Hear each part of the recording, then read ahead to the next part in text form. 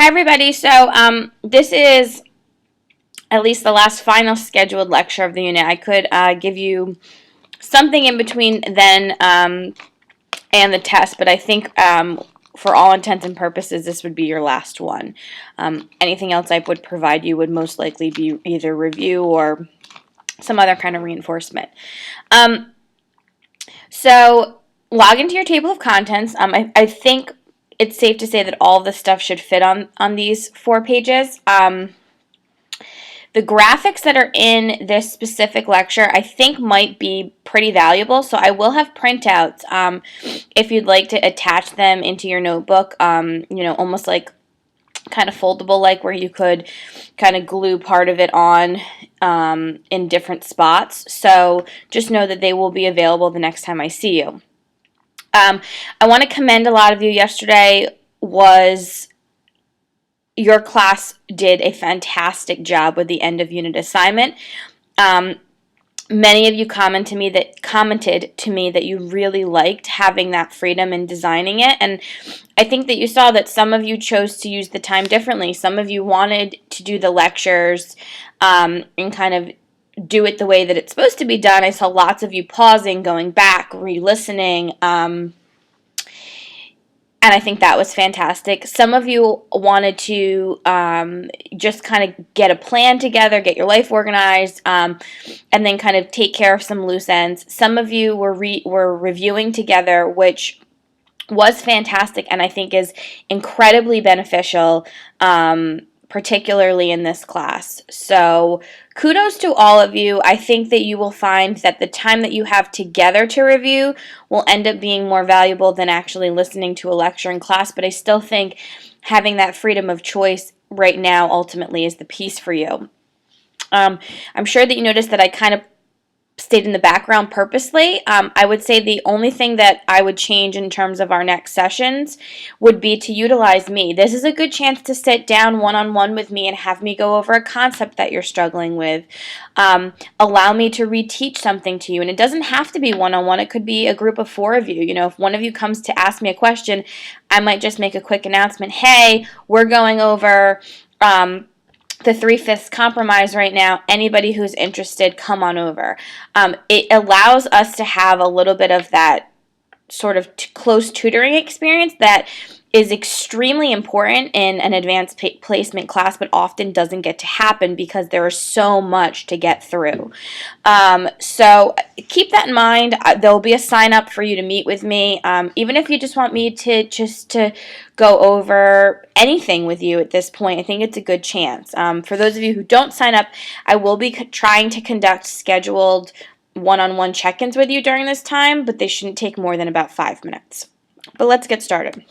So the lecture today is about principles of the Constitution, and the objectives are assessing whether the Constitution establishes a democracy and then how it helps to limit the scope of government. So the specific principles in place in the Constitution, these political ideas, political philosophies, help to not only create a really unique kind of democracy, but also to limit how empowered or how powerful the government can actually be. So it helps to kind of put a restraint on the government in most instances.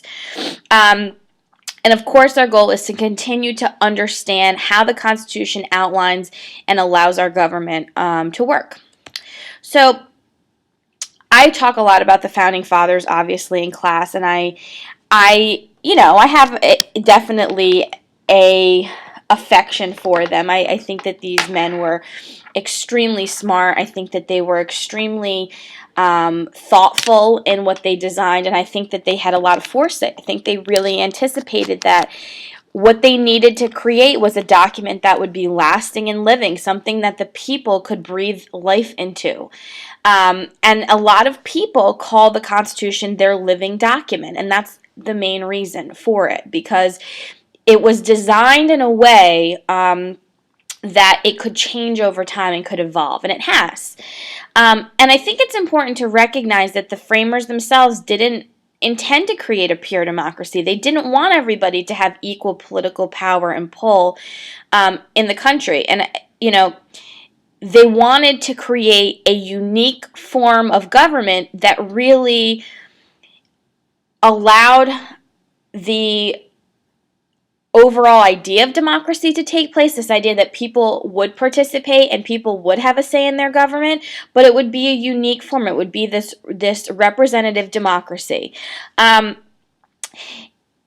And it's not even truly representative. That's why, we often call ourselves a republic.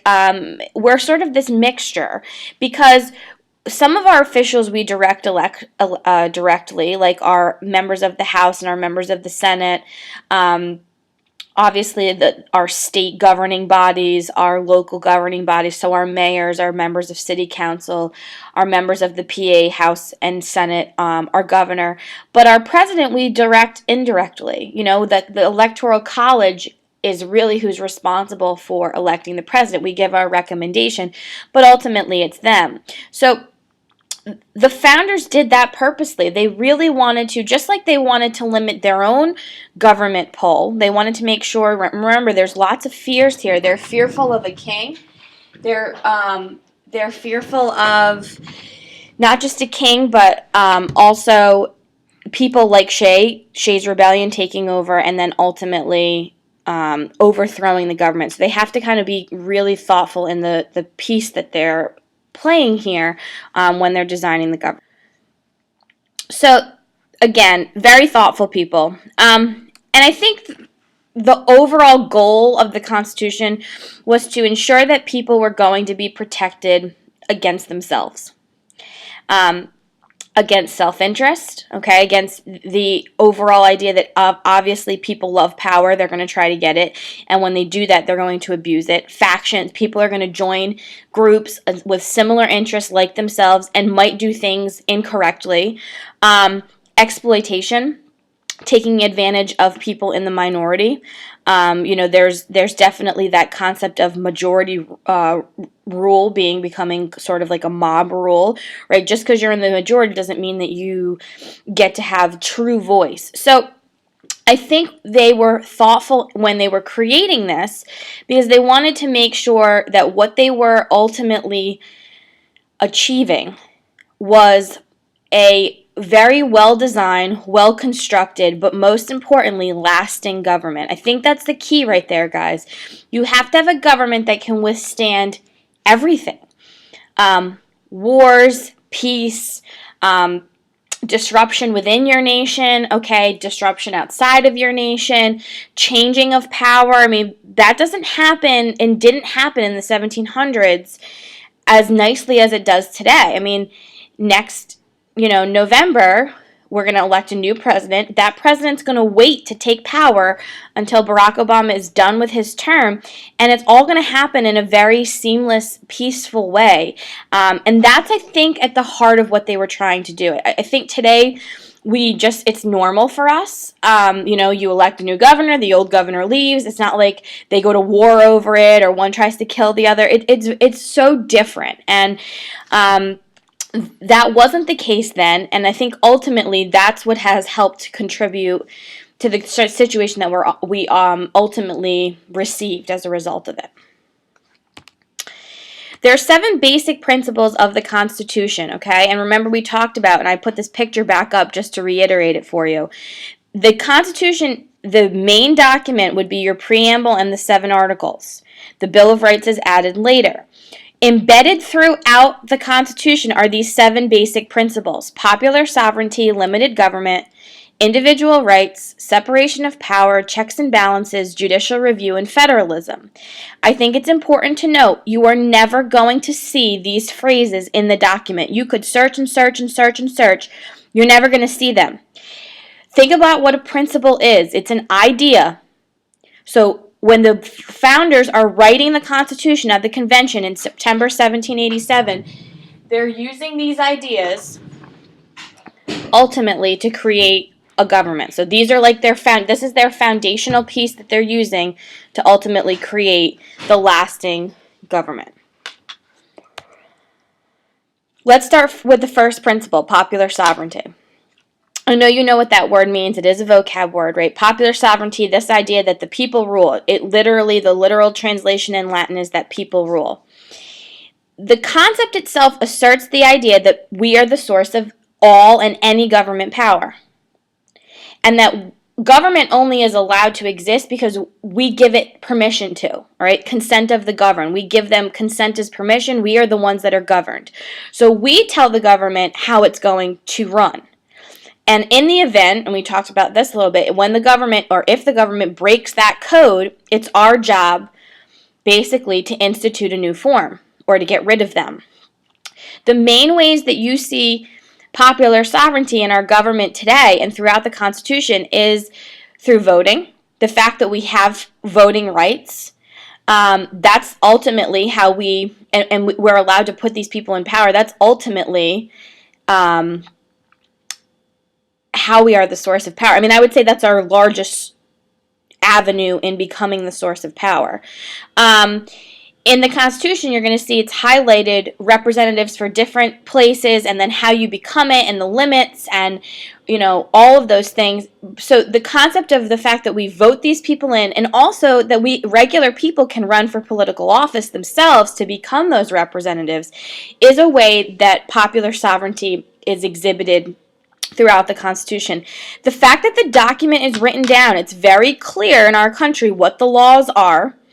Not just for our country, for the nation, but each individual state, each city. We have a written set of laws, and those laws allow us, okay, obviously, to understand how the government works. So part of being part of the source of power and part of being and giving consent to be governed is that you have to understand the processes by how they happen.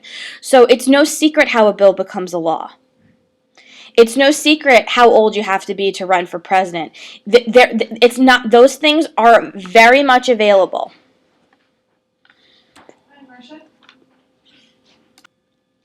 Okay, next principle, limited government. So, again, you got to think about the place where this is coming from. People are fearful of a king.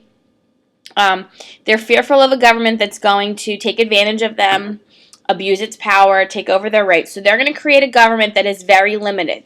That does not mean the government can't do things. It means that the government can only do what the people tell it to do. Additionally, okay, part of the limited government structure is that citizens themselves must have individual rights, and the government cannot take those rights away.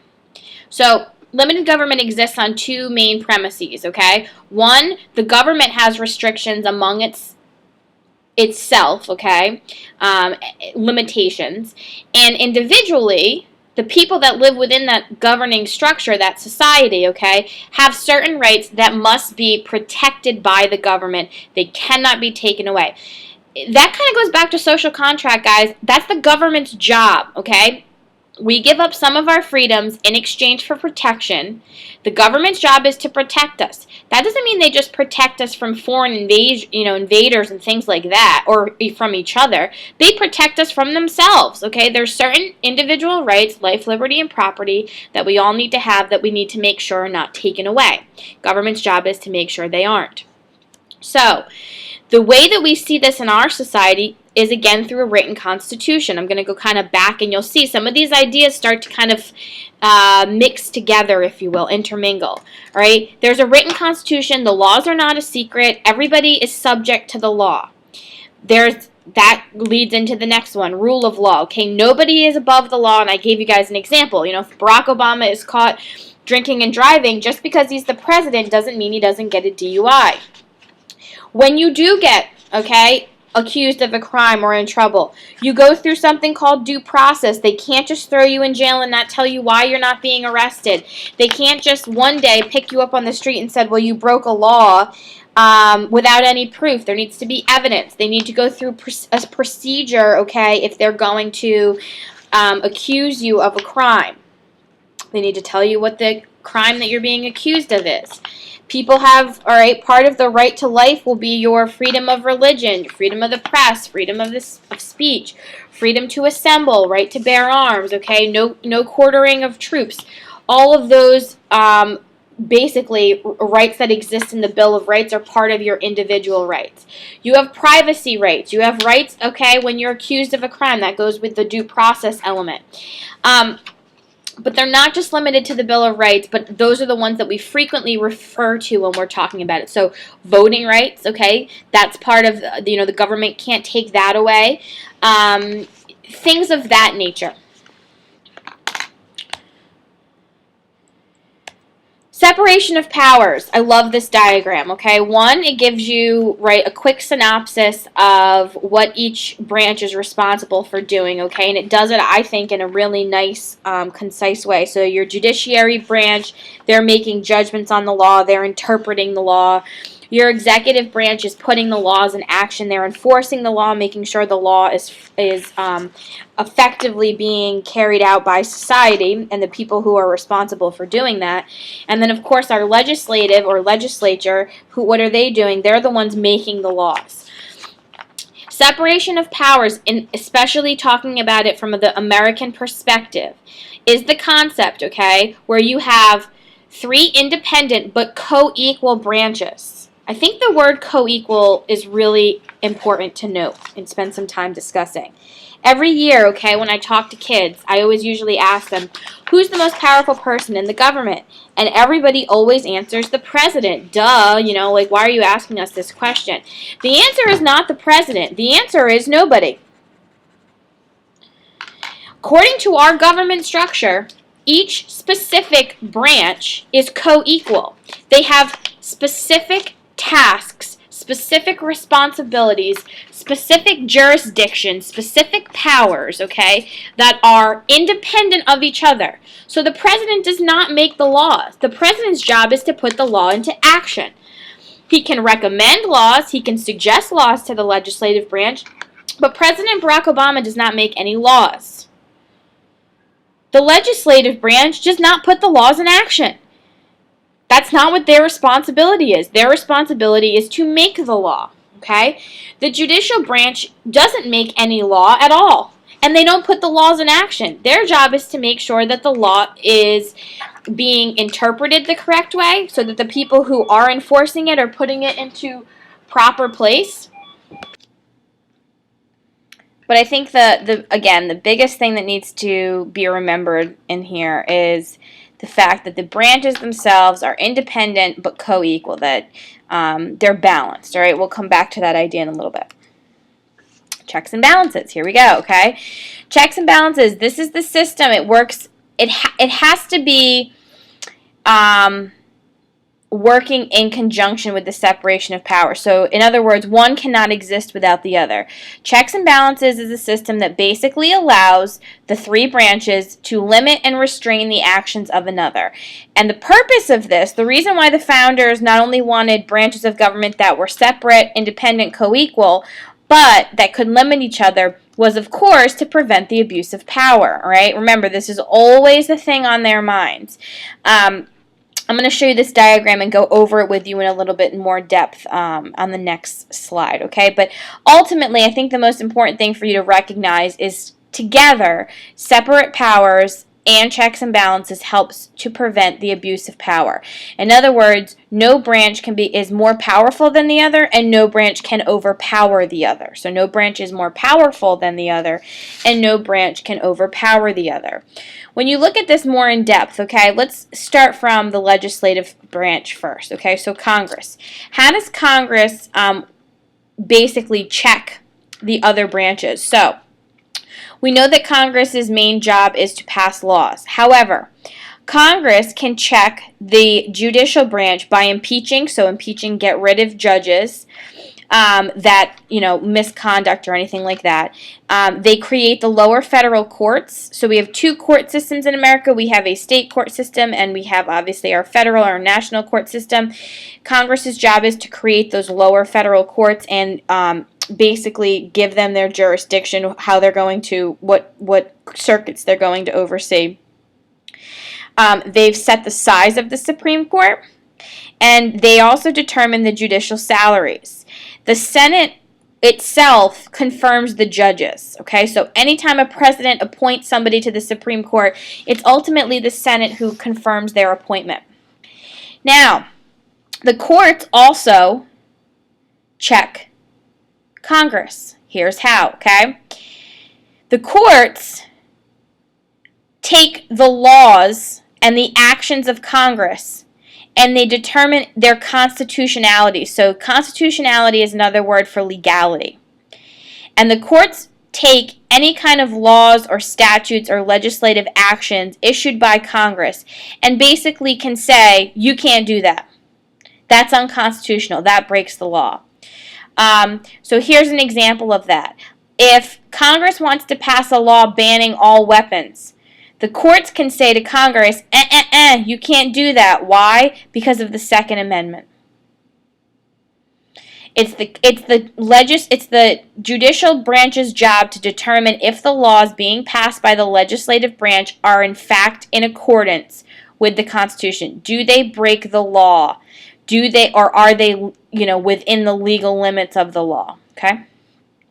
Let's now go to Congress and the executive branch. Congress passes the law that also create any agencies within the executive branch. So we know that the president is in charge of the executive branch, but he also has a whole cabinet full of people. He has the vice president. He has the, Secretary of State, Department of Homeland Security, all of that. All of the laws, that are basically run by those different agencies. For example, a law on expiration dates is run by the FDA, which is an executive agency. That law is passed by Congress. If a president decides to veto a law, meaning the president decides to not approve a law issued by Congress, Congress can override his or her veto. So just because the president says, no, I don't think it should become a law, doesn't mean that the buck stops there.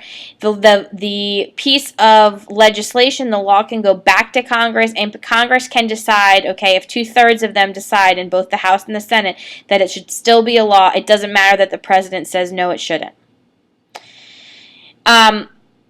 Another way that Congress checks the president is, we know the president's one of his main powers is making treaties. Well, he can make the treaty, but ultimately Congress needs to approve that treaty. Congress needs to ratify that treaty. Also, the president appoints different officials to the Supreme Court to serve as federal judges, to serve as members of his cabinet.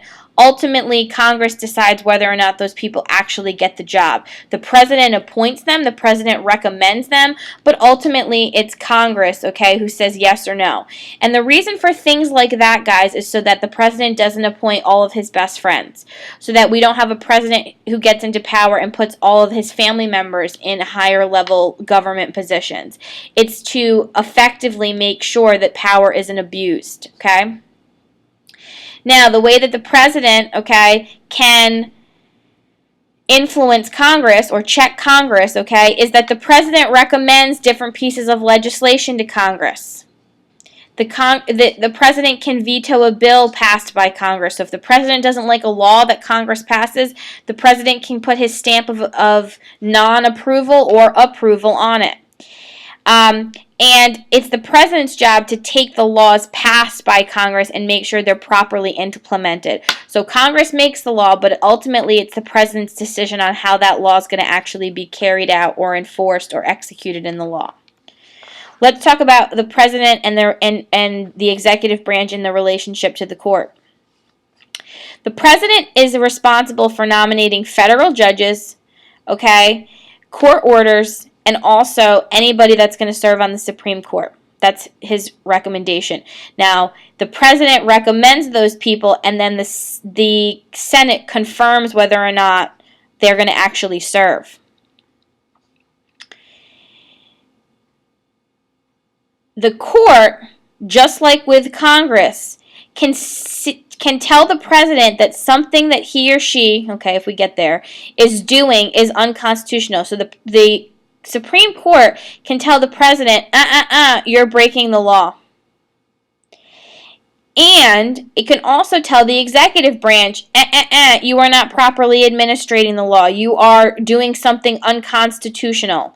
All right, so let's go back again to that example of gun control. Let's say the president issues an executive order to have all guns removed from every home in the United States. Supreme Court can say, no, sorry, Obama, you can't do that. Again, They all have certain sets of powers. You'll notice now that you've hopefully gone through your scavenger hunt, many of the systems of checks and balances resemble the actual powers of Congress. This is extremely helpful. If you want something on reviewing how checks and balances work, I will give it to you, okay? I have a special review activity. I didn't include it in your EOU sheet, but certainly I can provide that for you, and I can even sit down with you, okay? This is an extremely critical concept. You have to understand checks and balances. You have to. It's explained in your book. I would recommend if my explanation was a bit wordy or lengthy or confusing that you go to your book right now and look it up. But it's something that you just have to know. You're going to be tested on it. It also will help to reinforce the overall powers of each of the branches, so it's a really great review concept. But again, one of the major principles, it's put in place so that power is prevented. It's put in place so that no branch can overpower the others. Judicial review is next, okay? The principle of judicial review basically means, okay, goes back to that checks and balance example I just gave you. It basically suggests that the courts have a responsibility to determine whether or not an action by the government is constitutional. Can the government actually do something? If they can't, then we're going to call that unconstitutional, and we can impeach an official that does something like that, or we can get rid of a law that breaks the constitutionality. So it deals with the legality, the legalness of how the government behaves, essentially, okay? Federalism. Federalism is what our entire next unit is about, okay? So this is going to give you the foundational piece. We've talked about this and hinted at this. I would say this is an important principle because I think it's really one of the first decisions that's made in addition to separating the powers, okay? And this was the way that the founder solved one of the major problems of Articles of Confederation. We know under the Articles of Confederation there was this big struggle between the states and the federal government. The founder solved that by instituting this principle of federalism. Federalism is the idea, okay, that the powers of the government are divided between a central or a national government and then several local governments. In our case, we call them state and local governments. What the system of federalism does is it shares, some powers are shared, some powers and the others are separate, okay? So the national government can do some things and the state government can do some things, but they can also do some things together. The things that the national government can do that the state can't do are called enumerated or expressed or delegated powers. The things that the states and the national government can do together are called concurrent powers. And the things that the states can only do themselves are called reserved powers. Let me give you some examples. Some things that the national government can only do, all right, they're enumerated or delegated powers. Maintaining a national army and a navy. Declaring war. The state of Pennsylvania cannot declare war on somebody. Only the United States government can do that. Coining money. We have one system of currency. All of our money says the United States of America. That's a problem that we got rid of because of the Articles of Confederation. Only the national government is responsible for doing that. Concurrent powers, the word con, right? Con means with. So think about the national and the state are working together. They're working with each other. Okay? Both the national and the state governments can enforce laws. Both the national and the state governments can establish courts. Both the national and the state governments can borrow money. Both the national and the state governments can protect the safety of their people. So in the national government, they do it through an army. In the state governments, they do it through policing. Both can build roads. Both can collect taxes, okay? You pay a federal income tax and you pay a state income tax and you pay a city income tax. Then here are some of the things that the states do that the federal government's not involved in. All your elections are conducted by the state. Even when you're voting for your national government officials, that is run by each state. Schools. That's why if you all of a sudden right now got picked up and moved to Texas, you would be learning something very different than what you're learning in 11th grade in Pennsylvania. Businesses, okay, regulating the trade that occurs within a state. That's something that only the state can do. Providing licenses like marriage and teaching and law and all of those things, okay? Those are things that only the state can do. So I need you to understand that there's different levels of government. Those different levels have different responsibilities, duties, tasks, obligations, and sometimes, okay, they work independently of each other. When they're working independently, that's called enumerated powers for the national government or reserve powers for the states. And when they're working together, we call that concurrent powers. Federalism helps to in some ways, and I always remembered it, that it helped to reinforce the concept, to me at least, of separation of powers. It's another level of separation of powers. In this case, the powers, okay, are not branches of government, but they're the levels of government. So you need to think of it this way, everybody. You have your branches of government that are separated, and you have your levels of government that are separated. All are separated. Okay, good job. I hope that this helped. Again, you can always go to your book and look any of this up because it's in there, and I will see you Monday.